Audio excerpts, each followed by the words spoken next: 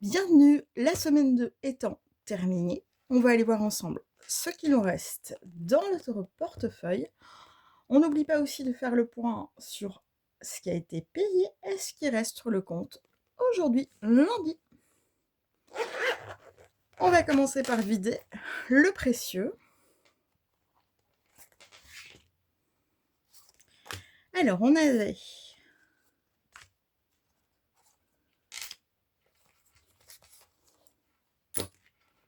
un peu de monnaie tout de même.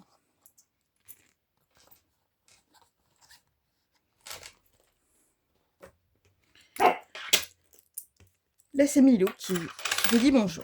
Alors, magasin, il reste plus rien. Les produits, pareil, plus rien. L'alimentation, plus rien non plus. Ici, il reste 5 € pour les animaux. Et en monnaie, on a 7 €. Voilà ce qui nous reste pour l'instant. On va aller les rajouter là-dedans. Alors, la mauvaise nouvelle, c'est que j'ai dépassé cette semaine. J'ai dépassé de 16 € et quelque chose. Donc, on déduira ça au final. Voilà, donc pour la semaine suivante, seront, je ne sais pas si je les ai préparés les amis. Alors, on mettra en principe toujours la même chose au niveau des courses. J'espère qu'on ne dépasse pas, sinon ça veut dire qu'on doit augmenter le montant. Voilà, donc 140 pour les courses. Donc ça c'est animaux. Justement, celui-ci à la famille. J'ai des mots qui ne sont pas sortis.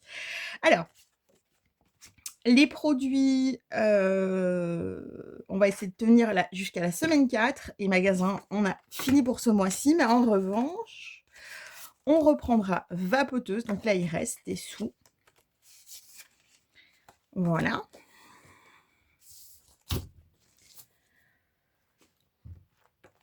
Alors, on fait les points de paiement. Là, je vous laisse mettre sur pause. Donc, il y a la petite croix.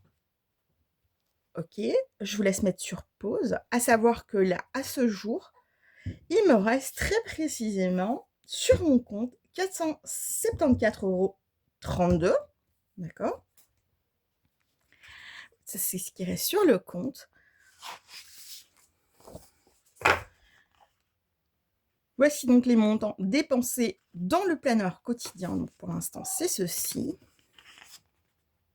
Là, c'est le listing du mois dépensé sur le compte actuellement.